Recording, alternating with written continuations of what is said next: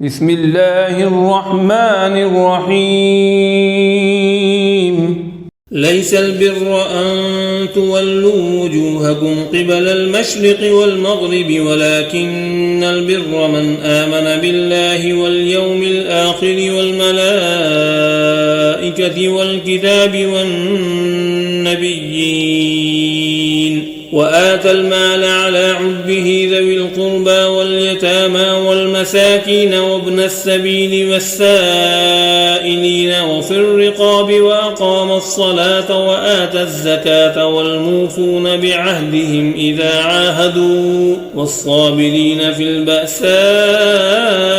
والضراء وحين البأس أولئك الذين صدقوا وأولئك هم المتقون.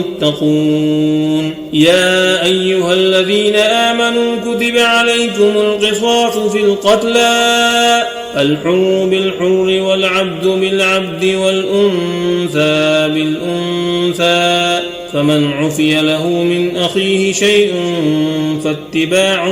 بالمعروف وأداء إليه بإحسان ذلك تخفيف من ربكم ورحمة فمن اعتدى بعد ذلك فله عذاب أليم. ولكم في القصاص حياة يا أولي الألباب لعلكم تتقون. كتب عليكم إذا حضر أحدكم الموت إن ترك خيرا الوصية للوالدين والأقربين بالمعروف حقا على المتقين. فمن بدله بعدما سمعه فإنما إثمه على الذين يبدلونه إن الله سميع عليم. فمن خاف من موص جنفا أو إثما فأصلح بينهم فلا إثم عليه إن الله غفور رحيم. يا أيها الذين آمنوا كتب عليكم الصيام كما كتب على الذين من قبلكم لعلكم تتقون أياما معدودات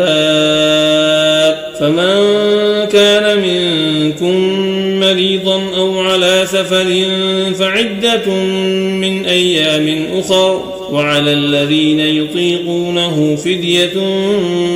طعام مسكين فمن تطوع خيرا فهو خير له وأن تصوموا خير لكم إن كنتم تعلمون. شهر رمضان الذي أنزل فيه القرآن هدى للناس وبينات من الهدى والفرقان فمن شهد منكم الشهر فليصمه ومن كان مريضا أو على سفر فعدة من أيام أخر يريد الله بكم اليسر ولا يريد بكم العسر ولتكملوا العدة ولتكبروا الله على ما هداكم ولعلكم تشكرون. وإذا سألك عبادي عني فإني قريب أجيب دعوة الداعي إذا دعاني فليستجيبوا لي وليؤمنوا بي لعلهم يرشدون. أحل لكم ليلة الصيام الرفث إلى نسائكم هن لباس لكم وأنتم لباس لهن علم الله أنكم كنتم تختانون أنفسكم فتاب عليكم وعفى عنكم فالآن باشروهن وابتغوا ما كتب الله لكم وكلوا واشربوا حتى يتبين لكم الخيط الأبيض من الخيط الأسود من الفجر ثم أتموا الصيام إلى الليل ولا تباشروهن وأنتم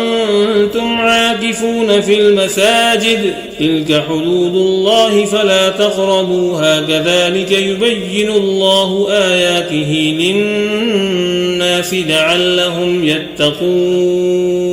ولا تأكلوا أموالكم بينكم بالباطل وتدلوا بها إلى الحكام لتأكلوا فريقا من أموال الناس بالإثم وأنتم تعلمون يسألونك عن الأهلة قل هي مواقيت للناس والحج وليس البر بأن تأتوا البيوت من ظهورها ولكن البر من اتقى وأتوا البيوت من أبوابها واتقوا الله لعلكم تفلحون وقاتلوا في سبيل الله الذين يقاتلونكم ولا تعتدوا إن الله لا يحب المعتدين واقتلوهم حيث ثقفتموهم وأخرجوهم من حيث أخرجوكم والفتنة أشد من القتل ولا تقاتلوهم عند المسجد الحرام حتى يقاتلوكم فيه فإن قاتلوكم فاقتلوهم كذلك جزاء الكافرين فإن انتهوا فإن الله غفور رحيم وقاتلوهم حتى لا تكون فتنة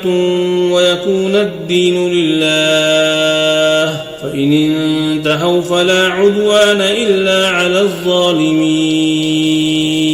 الشهر الحرام بالشهر الحرام والحرمات قصاص فمن اعتدى عليكم فاعتدوا عليه بمثل ما اعتدى عليكم واتقوا الله واعلموا أن الله مع المتقين وأنفقوا في سبيل الله ولا تلقوا بأيديكم إلى التهلكة وأحسنوا إن الله يحب المحسنين وأتموا الحج والعمرة لله فإن أحصرتم فما استيسر من الهدي ولا تحلقوا رؤوسكم حتى يبلغ الهدي محله فمن كان منكم مريضا أو به أذى من رأسه ففدية من صيام أو صدقة أو نسك فإذا أمنتم فمن تمتع بالعمرة إلى الحج فما استيسر من الهدي فمن لم يجد فصيام 3 أيام في الحج و7 إذا رجعتم تلك 10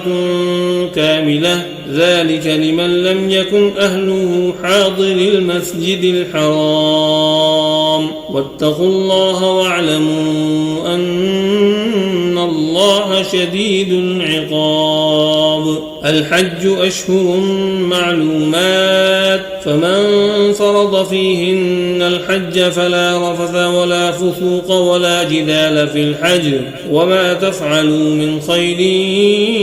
يعلمه الله وتزودوا فإن خير الزاد التقوى واتقون يا أولي الألباب ليس عليكم جناح أن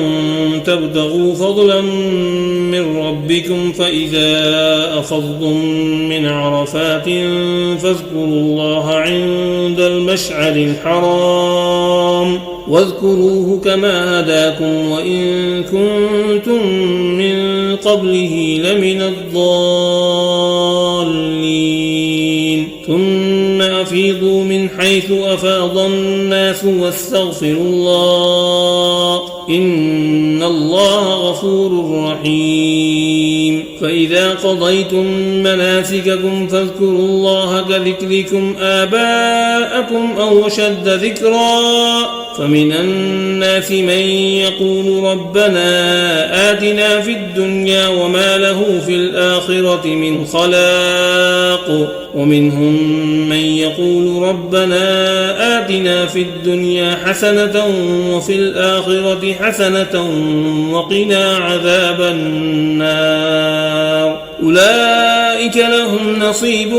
مما كسبوا والله سريع الحساب واذكروا الله في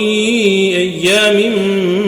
معدودات فمن تعجل في يومين فلا إثم عليه ومن تأخر فلا إثم عليه لمن اتقى واتقوا الله واعلموا أنكم أنكم إليه تحشرون ومن الناس من يعجبك قوله في الحياة الدنيا ويشهد الله على ما في قلبه وهو ألد الخصام وإذا تولى سعى في الأرض ليفسد فيها ويهلك الحرث والنسل والله لا يحب الفساد وإذا قيل له اتق الله أخذته العزة بالإثم فحسبه جهنم ولبئس المهاد ومن الناس من يشري نفسه ابتغاء مرضات الله والله رؤوف بالعباد يا أيها الذين آمنوا ادخلوا في السلم كافة ولا تتبعوا خطوات الشيطان إنه لكم عدو مبين فإن زللتم من بعد ما جاءتكم البينات فاعلموا أن الله عزيز حكيم هل ينظرون إلا أن يأتيهم الله في ظلل من الغمام والملائكة وقضي الأمر وإلى الله ترجع الأمور